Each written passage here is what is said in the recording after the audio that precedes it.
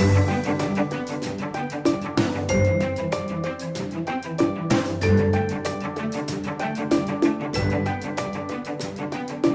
problem, last time we were talking about that. So I want to do problem 35 and set it up for you. It's a homework problem. I'll kind of read what it says here about it.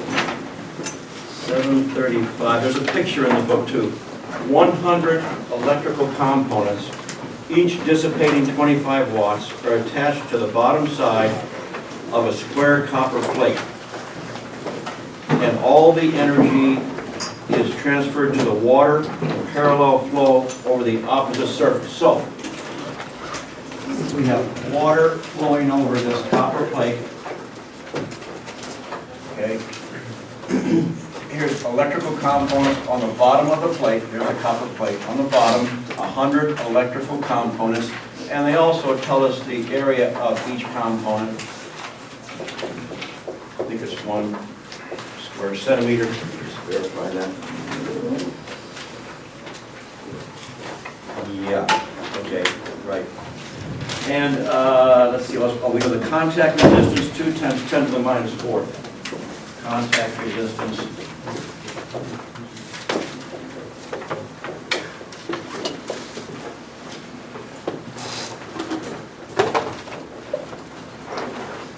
Two times 10 to the minus 4. Watts, meter squared K per watt. Meter squared K per watt. Let's see.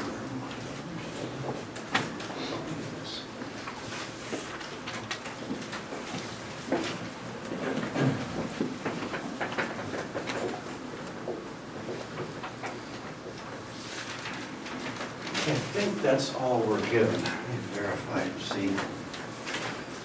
Properties, yeah, you're given the properties of water. The velocity is 2 meters per second. The temperature of the water is 17 degrees C. Yeah, okay.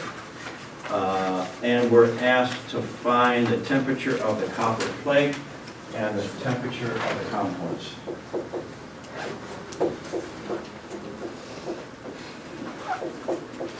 So the component temperature is here, and the plate temperature is here, the T sub P, which is surface, T sub S, the surface temperature. Okay, I think that's all we have. Yeah. Okay, start out with the heat rate Q. Q equal H bar A. And then T, the plate is hot, the T infinity is cold, so T plate minus T infinity. Okay, let's see what else we know. We know there's 25 components, each 800 components, each dissipating 25 watts, so 2.5 kilowatts total. So we know this guy, 2,500 watts. We know T infinity. That was given. T infinity, 17 degrees C. We know the surface area. He told us that, the copper plate surface area, 2/10 by 2/10 meters.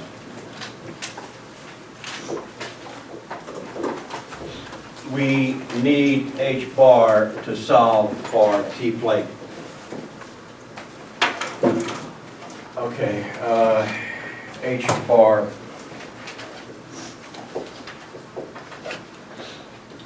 is our K over L over K.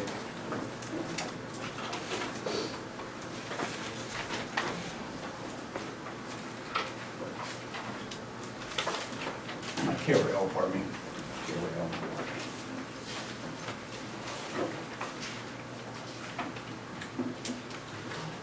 And let's see, this 0.037. 0.037 times Reynolds to the 4/5, Reynolds to the 1/3.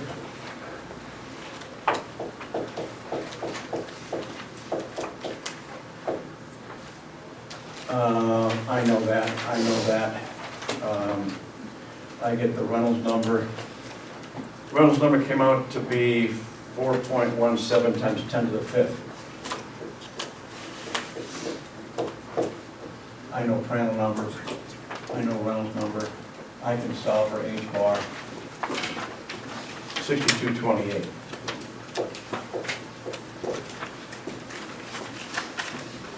This is the turbulent H bar equation.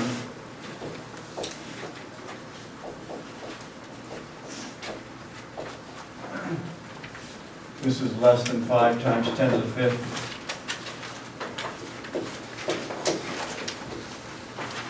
So it's laminar.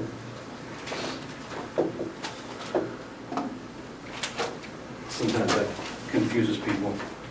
So when you get the Reynolds number, you say, oh, this is laminar flow. Less than 500,000. Yeah, it is, but you got to read the problem carefully. The problem, here's a sentence. A protuberance, that means something that sticks out, protuberance, at the leading edge of the plate, trips a boundary layer. Okay, there it is. Trips the boundary layer. Something right here trips the boundary layer, and the boundary layer goes turbulent.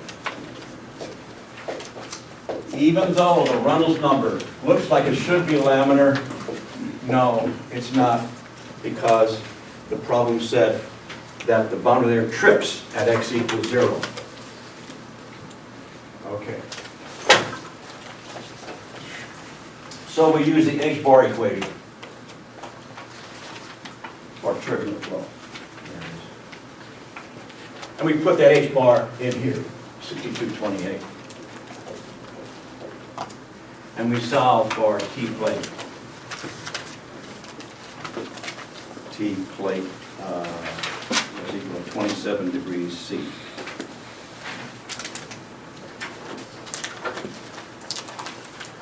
Okay, and now this is part A. Now we do part B.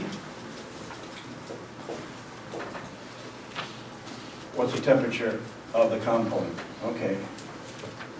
Plate temperature into the component.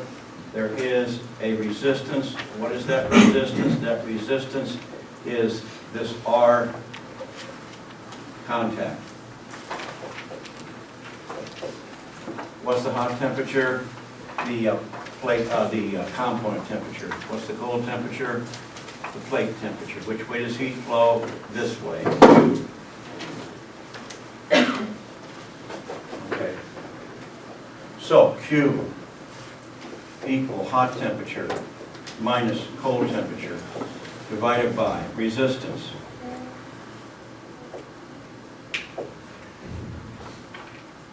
I know it.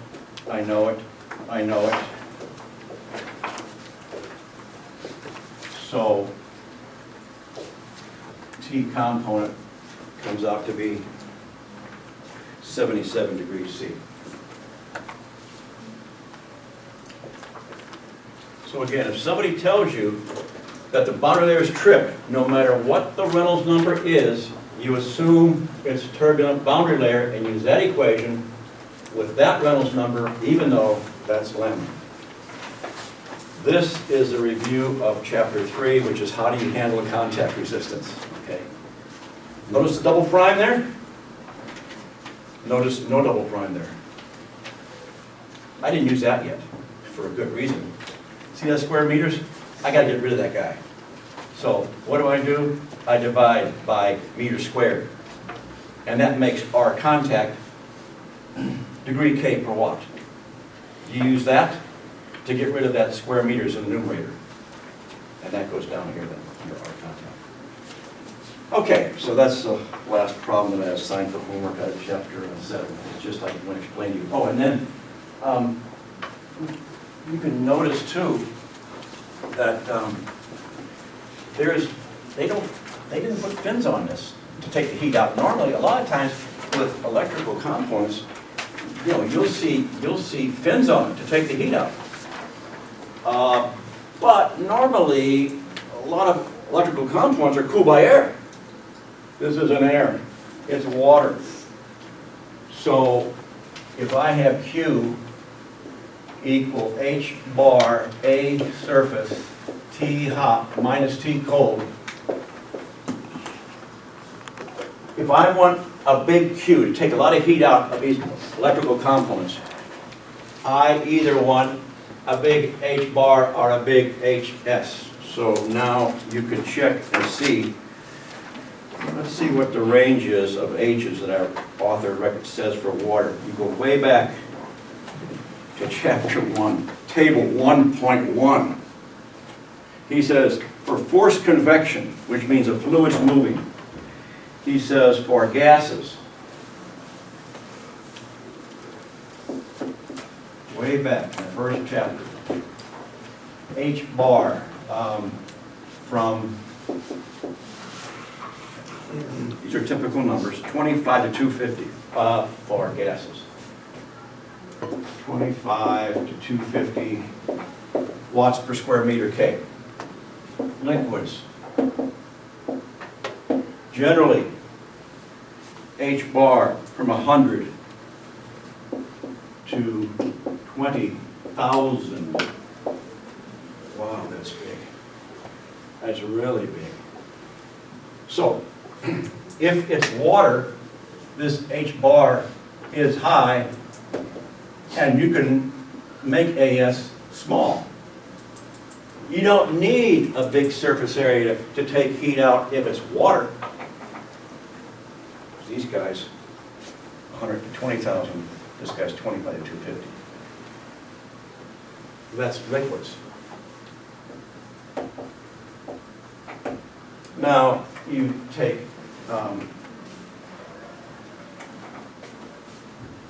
gases.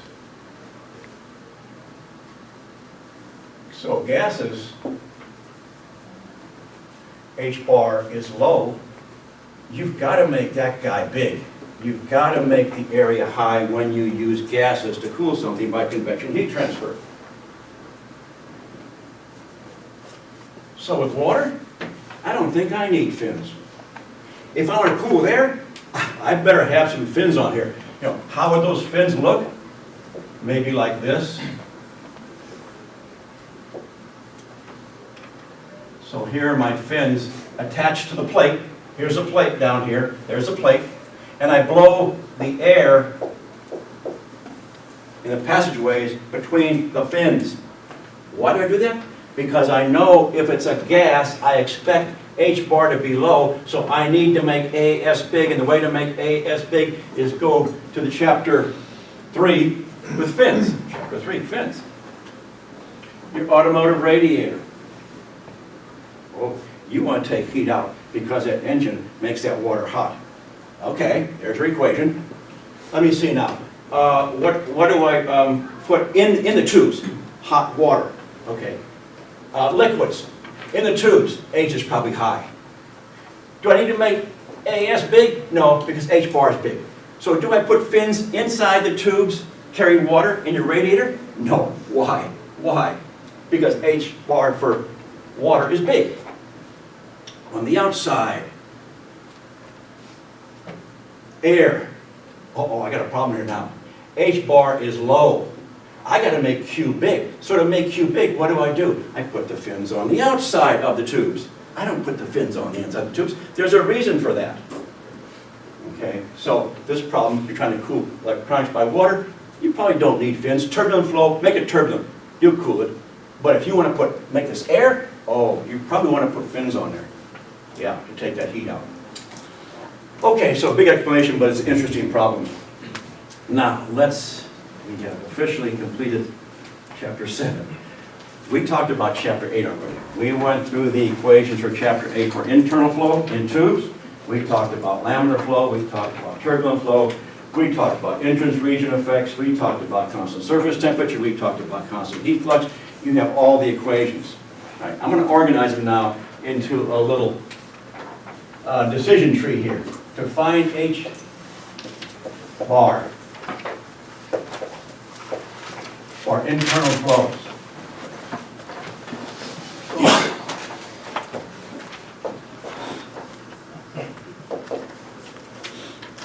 All right, the first thing you want to do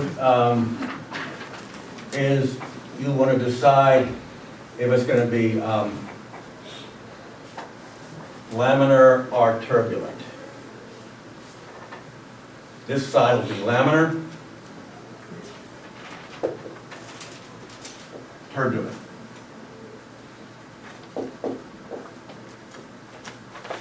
Okay, you do that by the Reynolds number. Find the Reynolds number in the tube based on the inside tube diameter at some temperature for the properties. If it's, our rule of the game in the class is if it's less than 2,300, we call it laminar flow. If it's greater than 2,300, we're going to call it turbulent flow, even though it's in the transition region. That'll be our deciding number for Reynolds number. Okay, if we say it's laminar flow, our first decision there, once we're on that side of the tree, is what's constant. Okay, we'll say QS double prime, constant wall or constant surface heat flux. Then again, maybe it will be constant surface temperature. Okay. If it's a constant heat flux,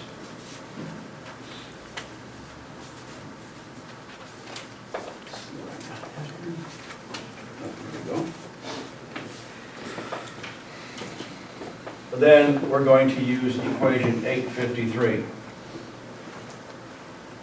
Fully developed velocity, fully developed temperature.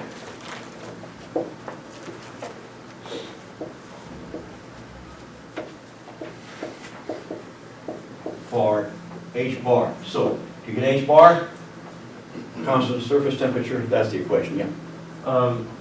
What's the general guideline for like the entrance reagent in comparison to the length of the pipe, like a tenth or? Give me this many minutes. Okay. All right. That's a good question. It's a natural question.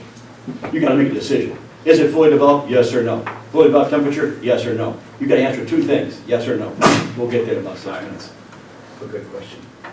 All right, constant tube, now we get H bar. Let's just carry it on through. And how do you get Q?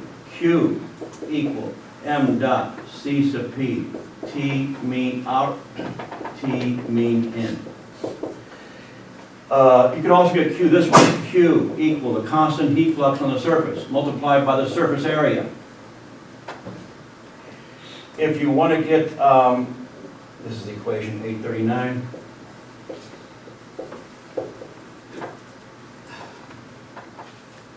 If you want to get the temperature out of the tube, here's the equation. T mean at any X location. T mean in this equation, it's in your notes.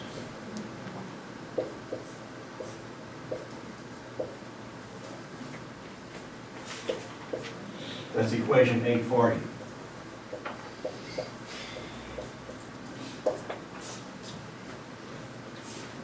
Okay, so typically you're asked either for the heat transfer to the tube, to the fluid in the tube, or you're asked for the temperature somewhere along the tube surface.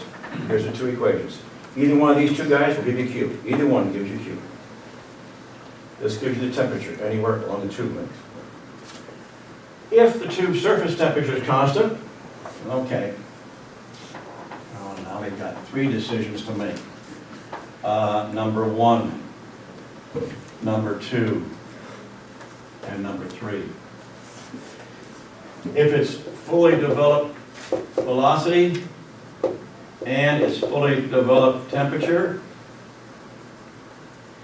if it's not fully developed velocity, if it is fully developed velocity but not fully developed temperature,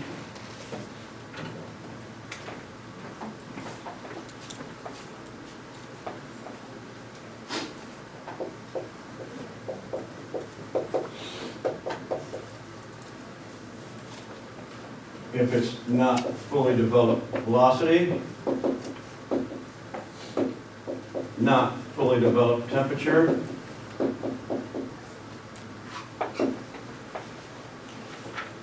How do you find H bar? Equation 855.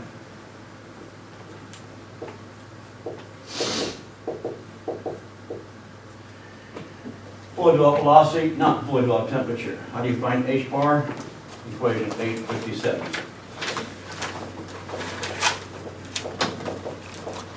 Not fully developed velocity, not fully developed temperature.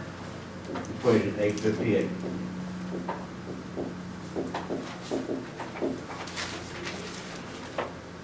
Once you've got H bar, then what do? You want to find Q. Okay, Q equal m dot Cp T mean out minus T mean in. Or maybe you want to find the temperature out, T mean out minus T surface, T mean in minus T surface.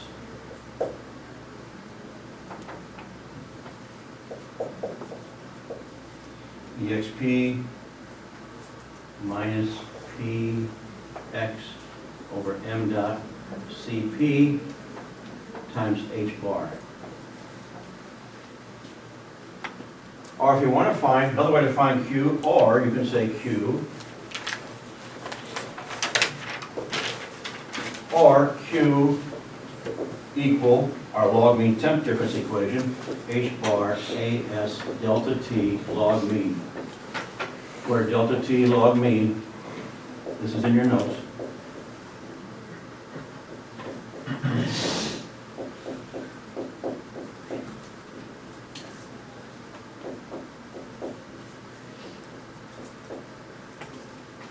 There.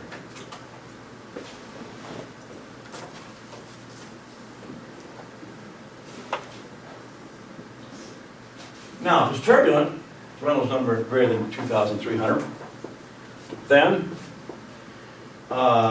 if it's constant tube surface temperature, if it's constant tube heat flux,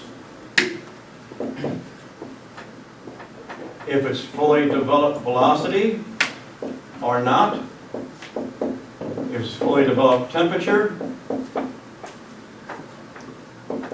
or not, it doesn't make any difference. There's only one equation, equation 860. So turbulent makes life easier from a calculation standpoint. It doesn't matter if it's constant tube surface temperature or constant tube wall heat flux. It doesn't matter if it's fully developed velocity or not, or fully developed temperature or not. There's one equation. Once you show it's turbulent, that's the equation used to find H bar. And where do you use that H bar, if you need to? Well, over here in those equations. Use the previous Q and T equations.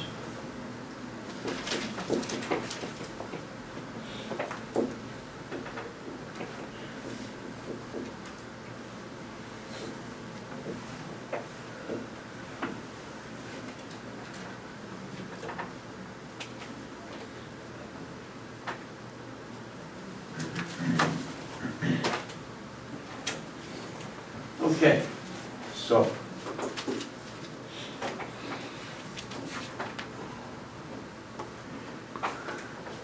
Q equal m dot C sub P delta T applies everywhere in our book. It says the assumptions we're making are consistent with using this equation for everywhere across this decision tree. You can use it in this column. You can use it here. You can use it here. You can use it anywhere. Now comes the Q equal QS double prime times the surface area. You can only use it here, or if it's turbulent flow with QS double prime constant, you can use it here. Now we take this one, the log mean temp difference. We can use it if the surface temperature is constant in laminar flow, or we can use it if the surface temperature is constant for turbulent flow. Okay. This guy here, we can use that to find the temperature if it's constant wall heat flux in laminar flow. We can use the same equation over here in turbulent flow if Q is all kinds of constant. This equation right here. We can use this for any one of these three columns. If it's laminar flow, constant surface temperature, that equation. Same equation over here. Turbulent, Ts is constant, use that equation right there. So you have to make those decisions when you start to work the problem. Number one, calculate the Reynolds number. Number two, pick off what's constant. Number three, if you're in this middle column, you've got three decisions to make on fully developed or not. Okay, so that in a nutshell then is how you tackle that particular decision to make. And it's a decision. What is H bar? And then how do I use it to get what I want? All right, so we're going to work a couple of problems with that. All right, let's take the first one.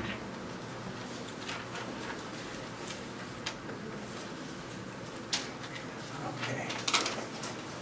So let's look at the first one. It's going to be, it's not in the textbook, so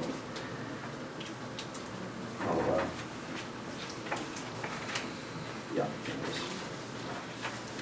It's a circular tube. Put it right here.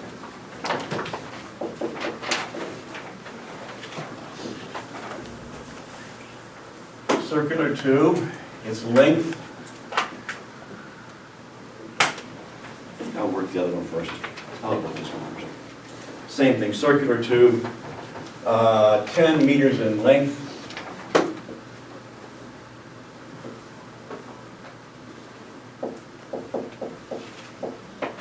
The tube diameter,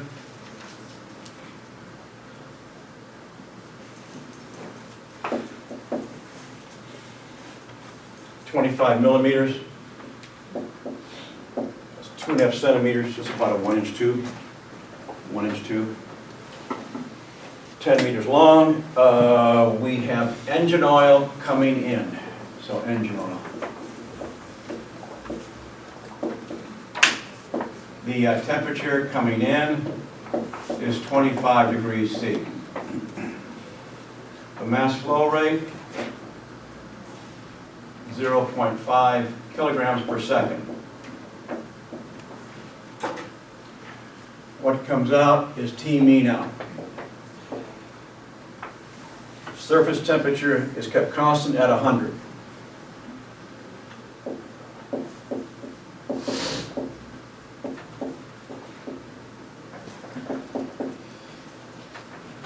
Okay, we're asked to find the temperature coming out and the heat transfer.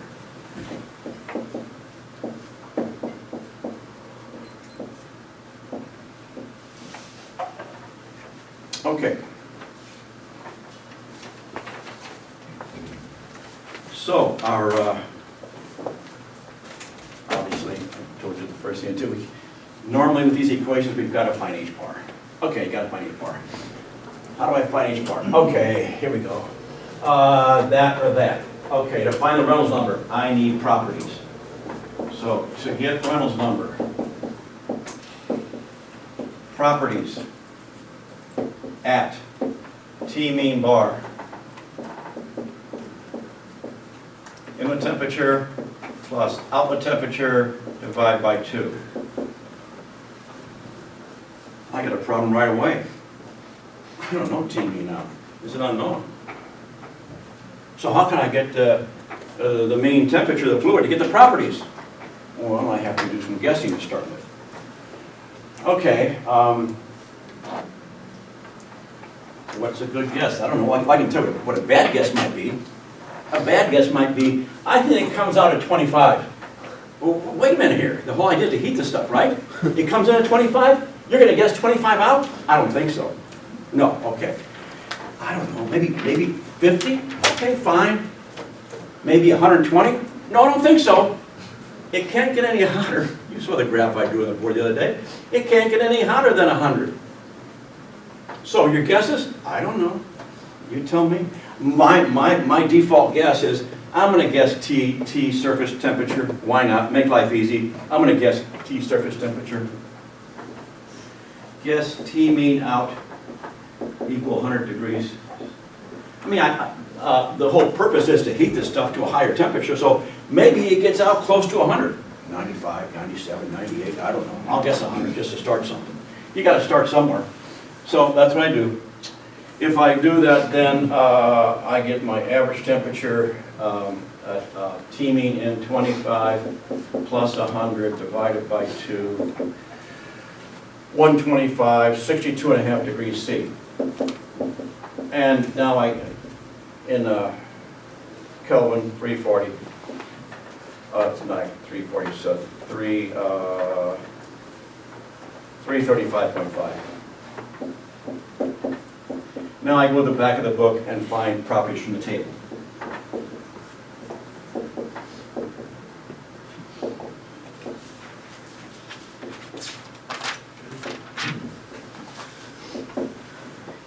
Okay. I'm not going to write them all down, but I'll use them where I need to. Get the Reynolds number. 4 m dot pi d nu mu. Okay, now just so we go back and revisit ME311, the Reynolds number is based on diameter is rho u m d over mu. And then you say, well, if I want the volumetric flow rate Q, that's equal to UM times the area. The flow rate is the velocity times the area. So I'll replace UM up here. Where I see a UM, I'll put it Q over A.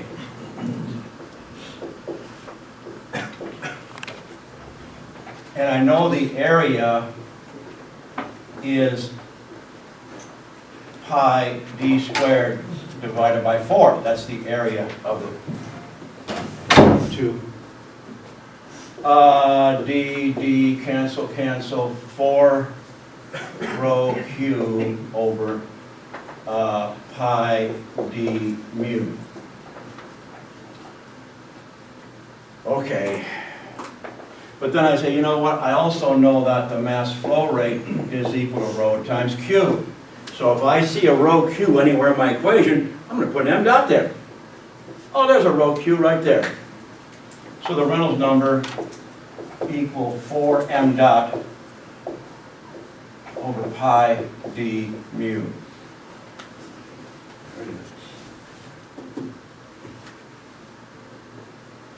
There are 3 Reynolds numbers that are equivalent, of course. 3 that are equivalent.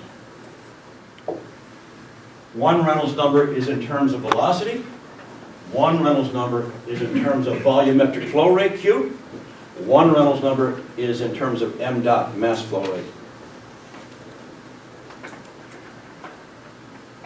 In the world of the textbook, ME311 or 312, especially 311, they always give you velocity.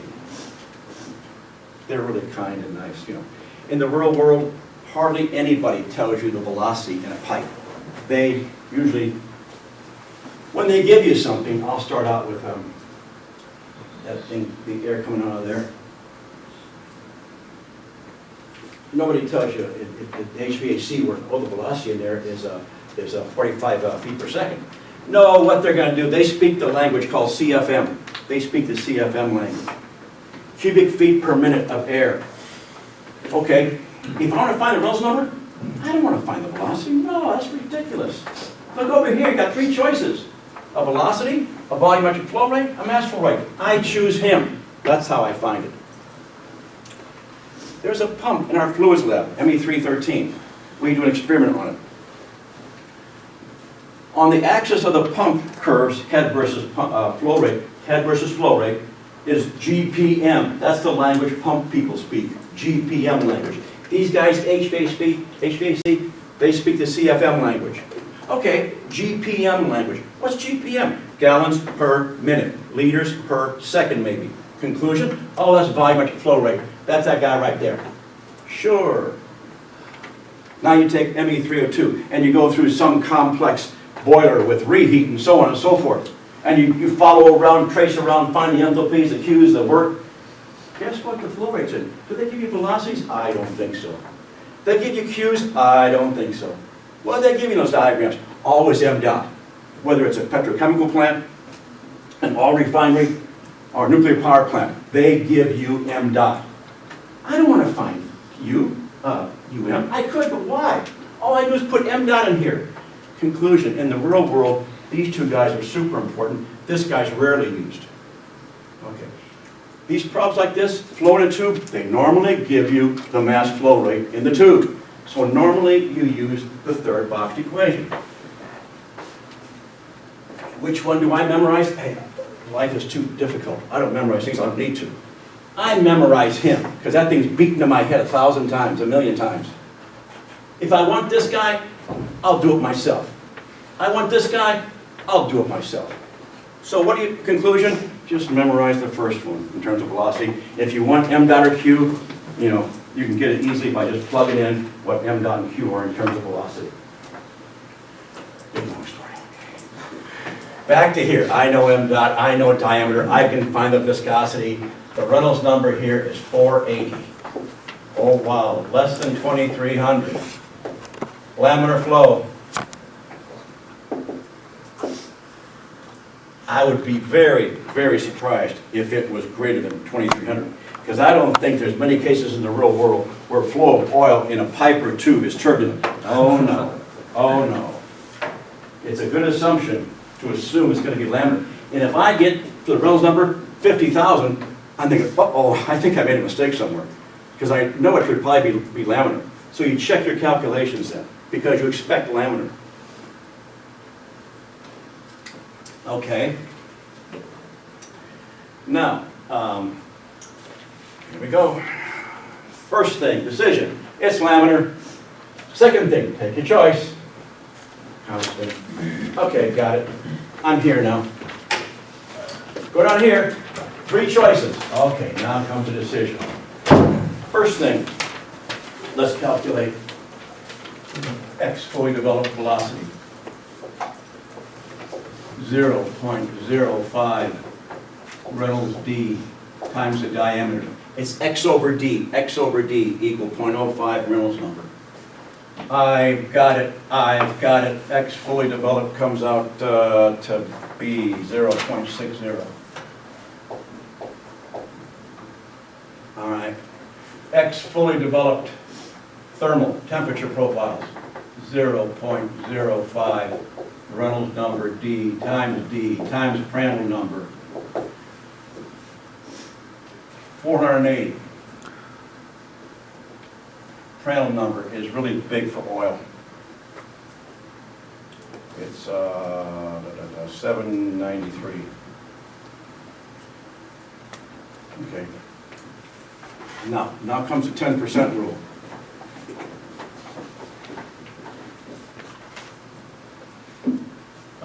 If X fully developed is less than 10% of L assumed fully developed. If X fully developed thermal less than 10% of L assumed fully developed. So in our case, 10% of L, 10% of 10.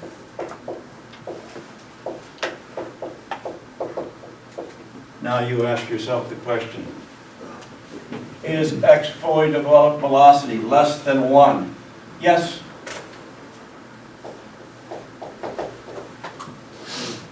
Is X fully developed temperature less than 1? Oh my gosh, no, it's 5 football fields. 5 football fields. My answer is yes, no. I go over here. Yes, no. That's it. Equation 857.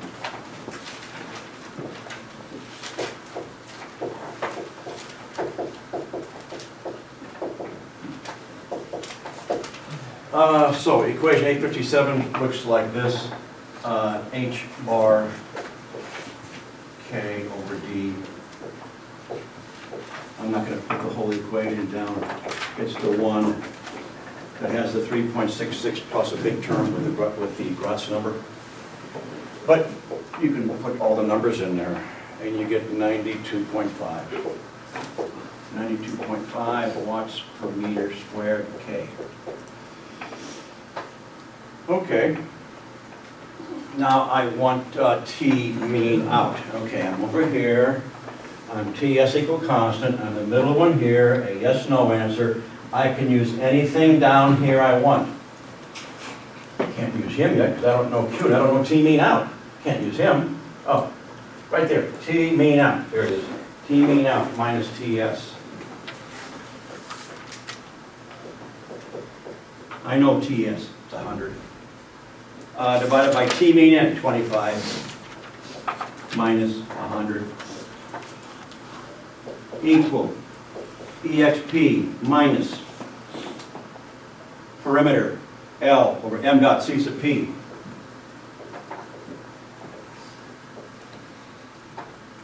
times H bar. I know everything. Solve for T mean out. And I end up with, for my first calculation, 30.1 degrees C.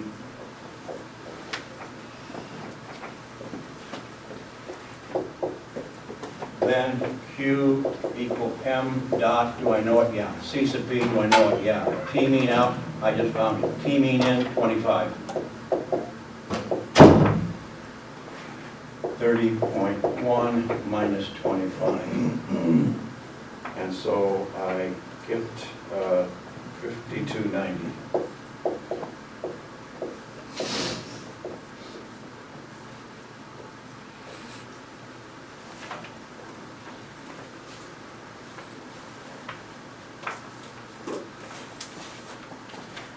Okay, so that's a laminar example. Uh-huh. Since our original guess was off by a lot. Yeah, you'd lose a few points on a problem on the final if you did that. Yeah, you would, because I'm a lousy guesser. Well, I thought it was good. I really thought it was good. 100 sounds good to me.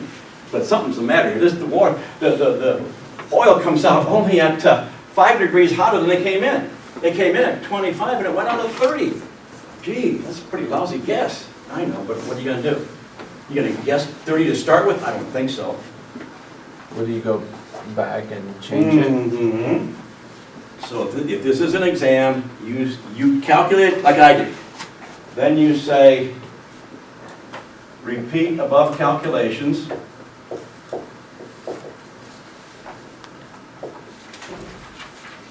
With T mean bar equal 25 plus 30.1 divided by 2, and repeat the process until it converges. But just tell me what your next guess would be, but don't do any more work. Whether it's homework or an exam situation, just so I know that you understand, as you did, that that's not the right answer because I chose the wrong temperature properties. I gotta go back here again, get a new number here, go to the appendix, get new properties, get a new Reynolds number, get a new H bar, get a new T mean out, C sub P, K, and mu, oh yeah, all change. Until it converges. What's convergence? I don't know, 1/10 degree C, probably good enough. If the next one I go through is 30.2, I say stop, I'm done, I'm within 1/10 degree C. That's good enough for what I'm doing here. But don't you do any more work, just stop it with this statement so I know, you know, that this is just your first guess.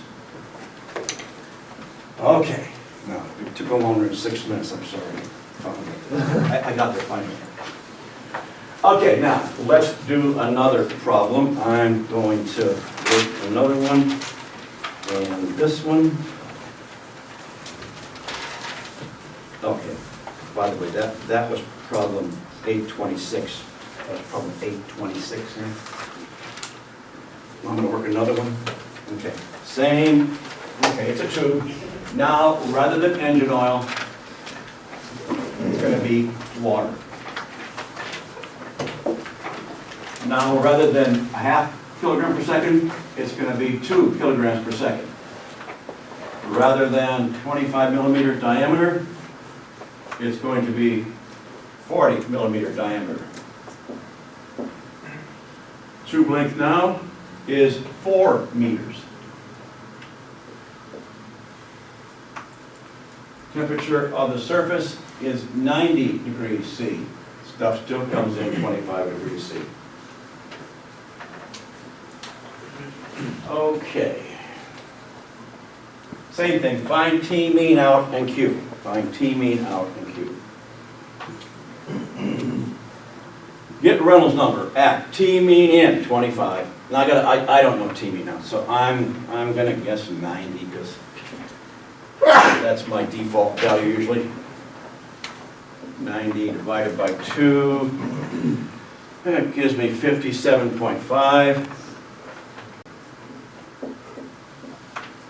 And that gives me 330.5. I go to the back of the book, I get the properties, I put them in the Reynolds number, and now I get 121,000. Wow. Oil, 480. Engine oil here, or water here, 120. It's greater than 2,300. So it's turbulent flow.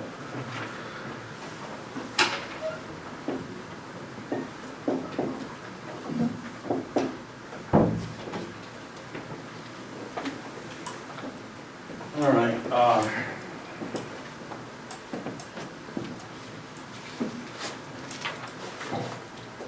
Before I erase all of this, I want to show you one more thing about this previous problem. Here's what it means. This tube was how long? This tube was 10 meters in length.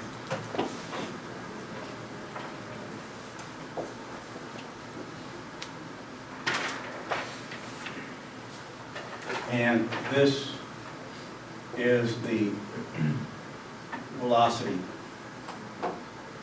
U beam coming in. When was the flow fully developed? 0.6 meters. When? What does that mean? That means the boundary layers meet at the center line after 0.6 meters. 10, 5, 4, 3, 2, 1, 0.6, right there. Here's the boundary layers. From that point on down to your right, everything is fully developed. So could I treat that tube as almost being totally fully developed? Yes, I can, because it's over 90% of the tubing. Over 90% of the tubing is fully developed. That's my 10% rule. Okay. Here's the temperature coming in. T mean in. When do they meet at the center line? After 480 meters. So here's the boundary layer. After 10 meters, have they met at the center line? Oh my gosh, not even close. Conclusion. Oh, all this tube is definitely in the entrance region. None of it is in the fully developed region. Of course it's a no. That's what it means when you do stuff like that. There's the picture that shows you. Okay, back to here again. Turbulent flow. Oh, life is easy. I don't care. Go down here, turbulent flow. Is it constant tube surface temperature? Yes it is. So what? Constant this? I don't care. Fully developed velocity? I don't care. Fully developed temperature? I don't care. What equation? 860 all the time. Got it. So 860. H is equal to K over D. 0.023.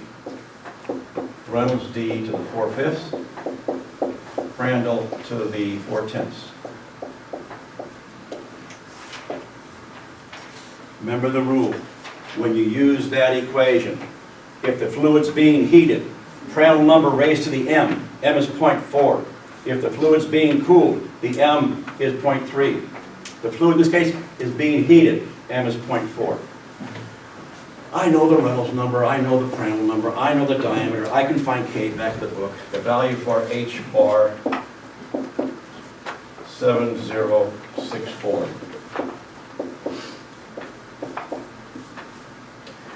Where do I put it? Okay, go back over here. Here's the rule. Q equal M dot CCP hooks T. Always works. Okay? Q. Do I know T out yet? No, I don't know T out. Okay. I gotta find T out. What do I have here? I've got constant tube surface temperature. There it is. There's T mean out. So, T mean out minus T surface, T mean in minus T surface equal EXP minus perimeter pi d times the length L divided by M dot C sub P H bar. I know everything now except T mean out. Solve it for T mean out. Comes out to be 47.5. If I want Q, don't forget M dot C sub P delta T works. So my Q then is from that.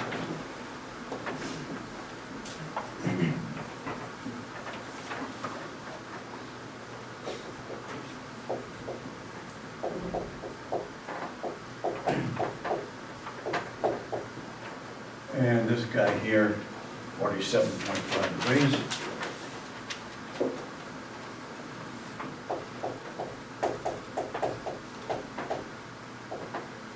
Okay, got it. I didn't calculate Q, I don't think, oh yes I did, there's 188. So Q equal 188,000 watts.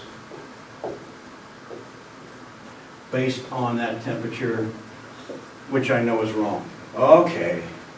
Because I had to guess the temperature out when I started. I guessed the tube temperature 90. No, it's not even barely half that. 47.5. So now I say, as a last thing, repeat the above calcs with properties at T mean bar 25 plus 47.5 divided by 2. And repeat that until it converges to 1/10 degree C. That's fine. In our case, you stop here on homework or an exam and don't do any more calculations other than that. Okay, so we did the harder one, which was a laminar with constant tube surface temperature, and we did the turbulent one. All right, now, the last thing in chapter 8 is the overall heat transfer coefficient. Let's put that right here. Okay, it's called the overall heat transfer coefficient, capital U. I think I mentioned that back in chapter 3 briefly, but I'll just go back and revisit it now. Capital U, overall heat transfer coefficient.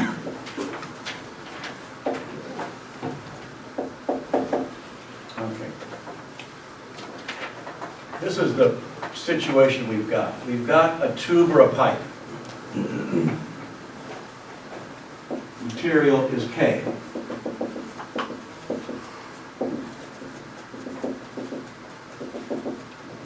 The inside is R1. The outside radius is R2. The temperature outside is T infinity. It's blowing over this tube on the outside, and the convection coefficient on the outside is H. Let's call it 2. The H on the inside is H1. The temperature on the inside, the fluid, is called T1. Fluid in the pipe is temperature T1. Let's just assume the stuff in the pipe is hot for discussion's sake. So the stuff in the pipe is hot, and the air outside, we'll say, is cold. So heat's being lost from the fluid on the inside of the pipe to the air surrounding it. at T infinity. So we know Q is equal to let's just go ahead and let's do what we did back in chapter 3 to review. All right, we've got 3 resistances. They are in series.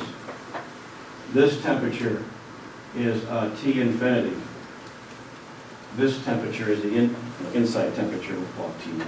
That's the hot stuff, T1. This is the cold temperature, T infinity. There is a heat flow from the hot to the cold. The heat flow is Q. This resistance on the inside, H inside, oh, I call that H1,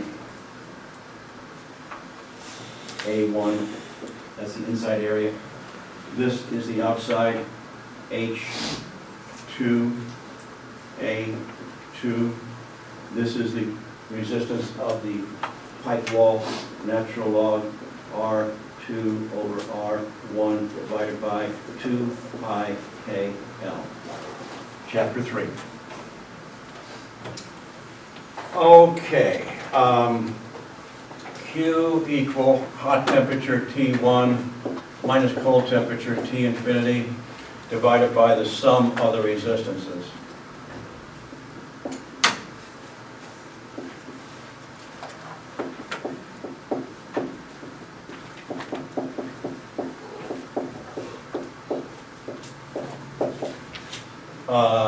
A1 is 2 pi R1L.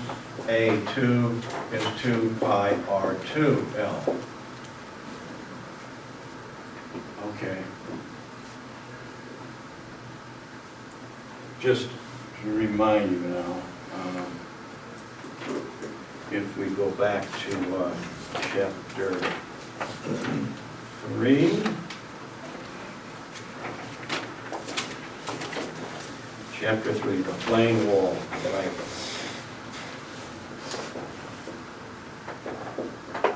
Three. This guy's the inside. Okay. This guy's the outside. Chapter 7. You can see how they build on themselves.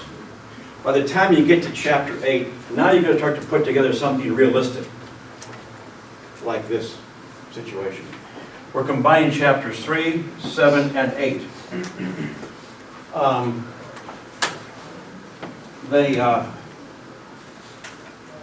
They call this, you can define this as U inside A inside times delta T, which is T1 minus T infinity. That's where the U comes in. A capital U is called the overall heat transfer coefficient. This is called the UA product.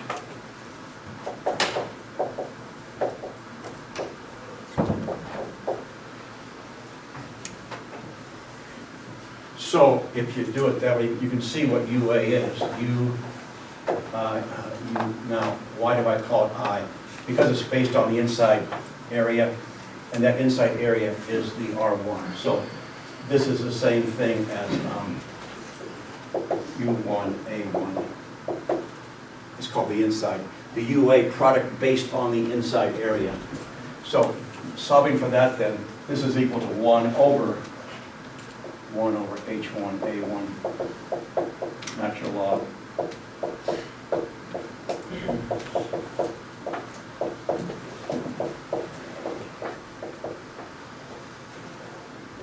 That's how you actually calculate it. So people that work in the industry designing heat exchangers, they like to use the UA product when they're working with heat exchangers. If you take a follow-on course that discusses heat exchangers in more detail, you'll see how you use that to find the heat transfer.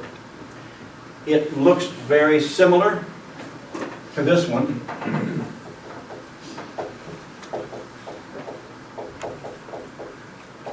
That's chapter 1, Newton's law for convection heat transfer. Except this is H times A when you have flow over a surface or across a surface. This is UA. What's the difference in these guys right here? This guy includes a tube. And it's got two convections, one on the outside, one on the inside, and a tube resistance. So they're very similar, except this U accounts for a lot more stuff in the real world. Okay, so U is like an H. That's why it's called the coefficient. This guy is called the convection heat transfer coefficient. Convection heat transfer coefficient. This U is called overall heat transfer coefficient. It includes overall. It includes the inside, the outside, and the tube. That's why it's called overall. And we're combining different chapters in the textbook. Okay, good stopping point. Next time we are going